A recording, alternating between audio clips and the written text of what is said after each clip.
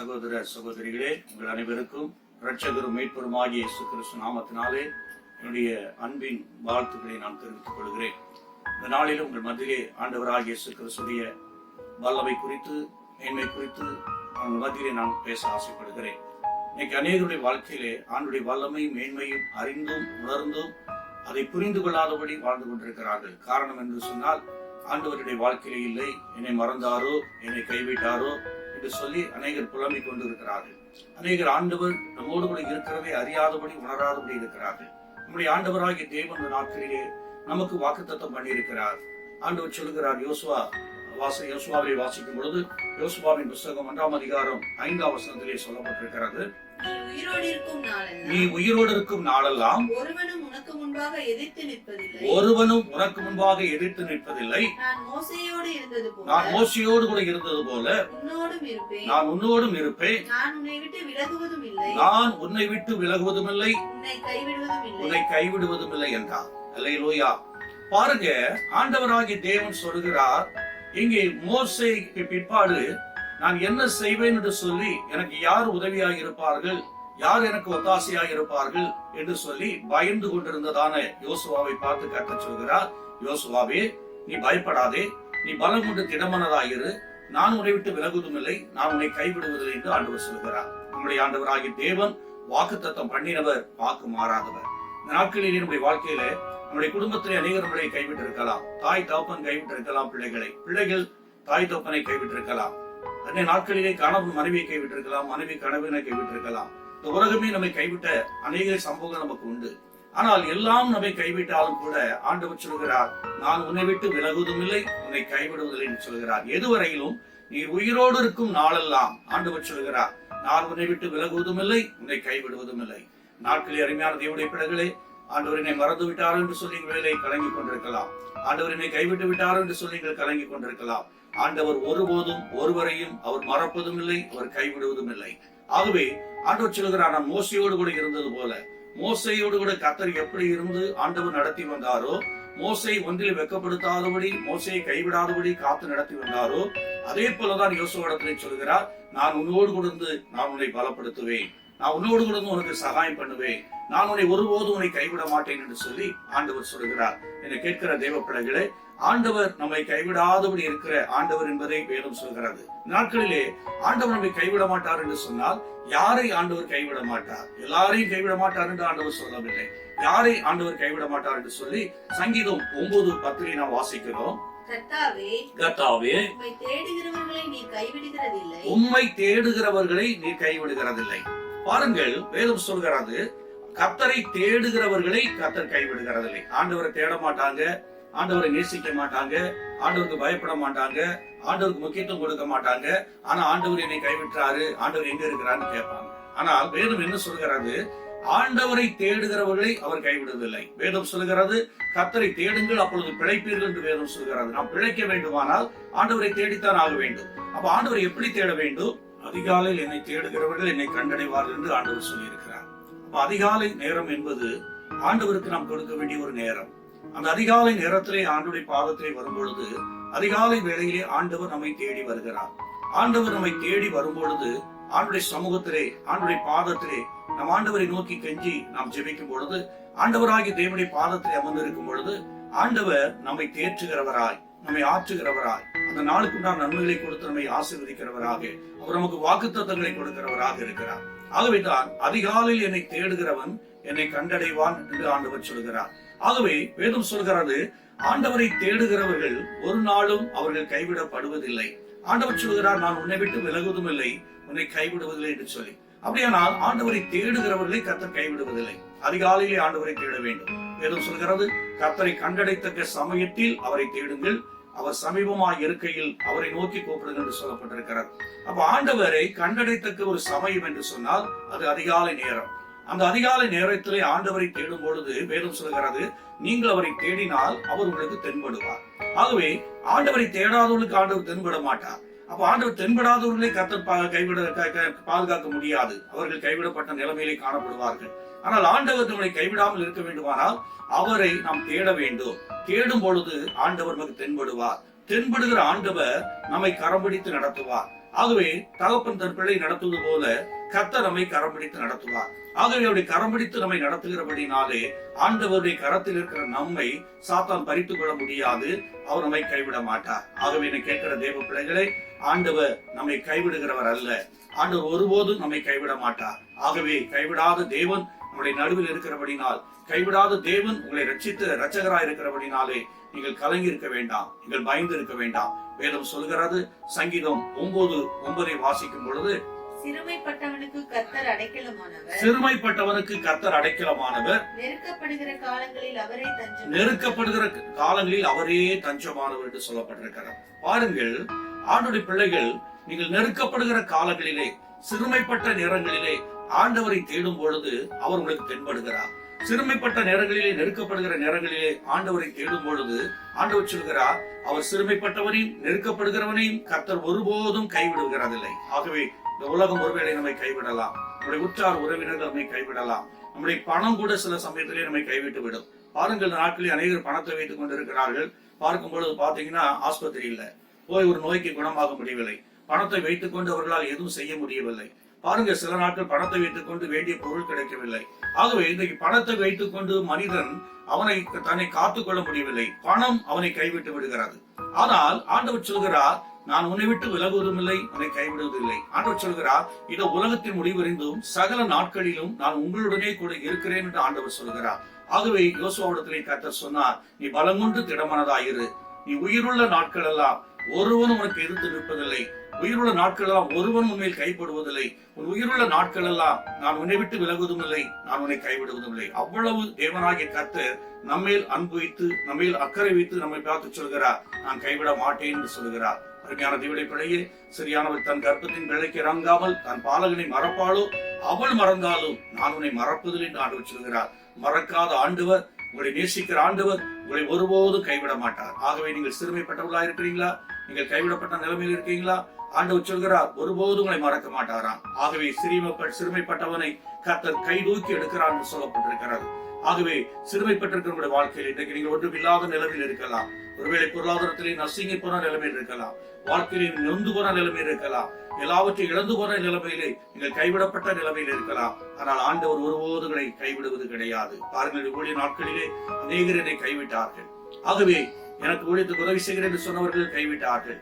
நான் எல்லாம் உங்களுக்கு ஒத்தாசையா இருப்பேன், கலங்காதீங்க அப்படின்னு சொன்னவங்களா என்னை கைவிட்டார்கள். என்னுடைய தாய் தகப்பன் என்னை கைவிட்டார்கள். ஆனால் கர்த்தர் என்னை கைவிடாதபடி தம்முடைய பாதையை கர்த்தரை நடத்தி கொண்டு வருகிறார். ஆகவே என்னை கேட்கிற அருமையான தேவனுடைய பிள்ளைகளே, ஆண்டவர் உங்கள் பட்சத்தில் இருக்கிறார். ஆண்டவர் உங்கள் பட்சத்தில் இருக்கிறபடினாலே ஆண்டவர் ஒருபோதும் உங்களை மறக்க மாட்டார், உங்களை கைவிட மாட்டார். சங்கீதம் 94:17 வாசிக்கும் பொழுது வாசிப்போம், கர்த்தர் தம்முடைய ஜனத்தை நெகிழ விடாமலும், பாருங்க, கர்த்தர் தம்முடைய ஜனத்தை நெகிழ விடாமலும் தம்முடைய சுதந்திரத்தை கைவிடாமலும் இருப்பார், தம்முடைய சுதந்திரத்தை கைவிடாமலும் இருப்பார். கர்த்தருடைய ஜனங்களாய் இருக்கிற நீங்கள் அவருடைய சுதந்திரமாய் இருக்கிறீர்கள். ஆகவே வேணும் சொல்லுகிறது, கர்த்தர் தம்முடைய ஜனத்தை கைவிட மாட்டார் என்று சொல்லப்பட்டிருக்கிறது. ஆண்டவர் சொல்லுகிறாரு, என் ஜனங்கள் ஒருபோதும் வெட்கப்பட்டு போவதில்லை. ஆண்டவர் சொல்லுகிறார் நம்மை பார்த்து, என் ஜனங்கள். யாருடைய ஜனங்கள்? அவரை தேடுகிறவர்கள். அவரை தேடுகிறவர்களை பார்த்து கர்த்தர் சொல்கிறார், என் ஜனங்கள் என்று ஆண்டவர் சொல்கிறார். அப்ப என் ஜனங்கள் என்று ஆண்டவர் சொல்கிறார், என் ஜனங்கள் ஒருபோதும் வெட்கப்பட்டு போவதில்லை, ஏனென்றால் நான் அளிக்கும் நன்மையினால் அவர்கள் திருப்தி ஆவார்கள் என்று ஆண்டவர் சொல்கிறார். ஆகவே என்னை கேட்கிற தெய்வ பிள்ளைகளே, ஆண்டவருடைய பிள்ளைகளா நீங்கள் இருப்பீர்கள் என்று சொன்னார், கர்த்தரை தேடுகிற தெய்வ பிள்ளைகளா இருப்பேன் என்று சொன்னார், கர்த்தராலே அழைக்கப்பட்ட தெய்வ பிள்ளைகளா இருப்பேன் என்று சொன்னார், கர்த்தரால் தெரிந்து கொள்ளப்பட்ட தெய்வ பிள்ளைகளா இருப்பேன் என்று சொன்னார், கர்த்தருடைய கற்பனைகளையும் கட்டளைகளையும் கை கொண்டு அவருடைய வசனத்தின் மீது நடக்கிறவர்கள் தான் தேவனுடைய பிள்ளைகள், அவர்கள் நீங்கள் இருப்பீர்கள் என்று சொன்னார். ஆண்டவர் சொல்கிறார், என் ஜனங்கள் ஒருபோது வெட்கப்பட்டு போவதில்லை, நான் அளிக்கும் நன்மையால் அவர்கள் திருப்தி ஆவார்கள். பாருங்கள், ஆண்டவர்கள் கைவிடுறதில்லை. ஆகவே நீங்கள் தெய்வ பிள்ளைகளா இருக்கும் பொழுது இந்த உலகத்திலே பஞ்சங்கள் வந்தாலும், பட்டினிகள் வந்தாலும், எவ்வளவுதான் நெருக்கங்கள் சோதனைகள் வந்தாலும் ஆண்டவர் சொல்கிறார், நீங்கள் என்னுடைய ஜனங்கள். ஆண்டவர் சொல்கிறார், என் ஜனங்கள் என்று சொல்கிறார். ஆகவே நீங்கள் அவருடைய ஜனங்களா இருக்கும் பொழுது நீங்களுடைய பிள்ளைகள் என்று சொல்லப்பட்டிருக்கிறது. வேதம் சொல்கிற நாம் பிள்ளைகளானால் சுதந்திரராமை. ஆகவே தேவனுடைய சகல ஆசீர்வாதங்களையும் நன்மைகளையும் நாம் சுதந்திரித்துக் கொள்ளக்கூடிய சுதந்திரவாளிகளாய் கர்த்தர் நம்மை வைத்திருக்கிறார். அப்படி இருக்கும் பொழுது கர்த்தர் நம்மை எப்படி கைவிடுவார்? ஆகவே ஆண்டவர் ஒருபோதும் உங்களை கைவிட மாட்டார். ஆகவே தான் வேதம் வாசிக்கிறோம், கர்த்தர் தமது ஜனத்தை கைவிட மாட்டார். எப்படி இஸ்ரவேல் ஜனங்களை கர்த்தர் வனாந்தரத்தை வழிநடத்தி கொண்டு வரும் பொழுது அவர்களை ஒன்றிலும் ஆண்டவர் கைவிடப்படவில்லை என்றால் வேதம் சொல்கிறது, செங்கடல் வந்தது, யோர்தான் வந்தது, எரிகோ வந்தது, 7 ஜாதிகள் அவர்களை துரத்தினார்கள். எல்லா சூழ்நிலையிலும் தம்முடைய ஜனங்களை கர்த்தர் கைவிடவே இல்லை. ஏனென்று சொன்னால் கர்த்தர் அவர்களை நினைவு கூர்ந்தார். கர்த்தர் அவர்களை நினைவு கூர்ந்தபடினாலே அவர்களை கைவிடவில்லை. இந்த நாட்களில் அருமையான தேவனுடைய பிள்ளைகளை, உங்களை நினைப்பதற்கு ஒரு ஆண்டவர் இருக்கிறார். அவர் உங்களை நினைத்து உங்களை ஆசீர்வதிக்கிறவர். ஆகவே உங்களை நினைக்கிற ஆண்டவர் இருக்கிறபடினாலே அவர் உங்களை கைவிடுகிறவர் அல்ல, அவர் உங்களை கைதூக்கி எடுக்கிறவராய் இருக்கிறார். ஆகவே இந்த நாட்களிலே கூட ஆண்டவரை நேசிக்கிற பிள்ளைகளா இருக்கிற நீங்கள் இந்த ஆண்டவரை நீங்கள் தேட வேண்டும். தேட வேண்டிய விதமாய் தேட வேண்டும். தேட வேண்டிய சமயத்திலே ஆண்டவரை தேட வேண்டும். அப்படி நீங்கள் தேடும் பொழுது ஆண்டவர் உங்களை ஒன்றிலே கைவிட மாட்டார். என்று சொன்னால் நீங்களுடைய ஜனங்கள். ஆண்டவர் சொல்கிறார், இந்த ஜனத்தை எனக்கு என்று ஏற்படுத்தினேன், இவர்களின் துதியை சொல்லி வருவார்கள் என்று ஆண்டவர் சொல்கிறார். ஆண்டவர் உங்களை ஏற்படுத்தியதின் நோக்கம் நீங்களுடைய பாதத்திலே அவரை துதிக்க வேண்டும், அவரிடத்திலே ஜெபிக்க வேண்டும், தேசத்திற்காக ஜெபிக்க வேண்டும், சமுதாயத்துக்காக ஜெபிக்க வேண்டும், தேசத்துடைய தலைவர்களுக்காக ஜெபிக்க வேண்டும், சபைகளுக்காக ஜெபிக்க வேண்டும், ஆத்ம பாரவுடையவர்களாய் காணப்பட வேண்டும், ஜெபத்திலே நீங்கள் உறுதியாக இருக்க வேண்டும். ஆகவே தேவன் விரும்புகிற ஒரு ஜெபம் நம்முடைய வாழ்க்கையில் இருக்க வேண்டும் என்று ஆண்டவர் விரும்புகிறார். என்று சொன்னால் நீங்களுடைய ஜனங்களாய் இருக்கிறபடினாலே. ஆகவே கர்த்தர் தம்முடைய ஜனத்தை நெகிழ விடாதபடி பாதுகாக்கிறவர். கர்த்தர் தமது ஜனத்தை கைவிடாதபடி பாதுகாக்கிறவர். ஆகவே எந்த சூழ்நிலையிலும் உங்களை கைவிடவே மாட்டார். ஒருவேளை பலவிதமான ஆபத்துகள், தீமைகள் உங்களை கிட்டி வரலாம், ஆனால் ஆண்டவர்களை கைவிட மாட்டார். நீங்கள் வேதத்துல வாசிங்கன்னு சொன்னா யோசேப்பை குறித்து வாசிக்கும் பொழுது, யோசேப்பு கர்த்தருக்கு பயப்படுகிற மனுஷனாக இருந்தார். ஆனா அவருக்கு வரக்கூடியதான நெருக்கங்களும் சோதனைகளும் ஆபத்துகளும் அதிகமாய் கடந்து வந்தது.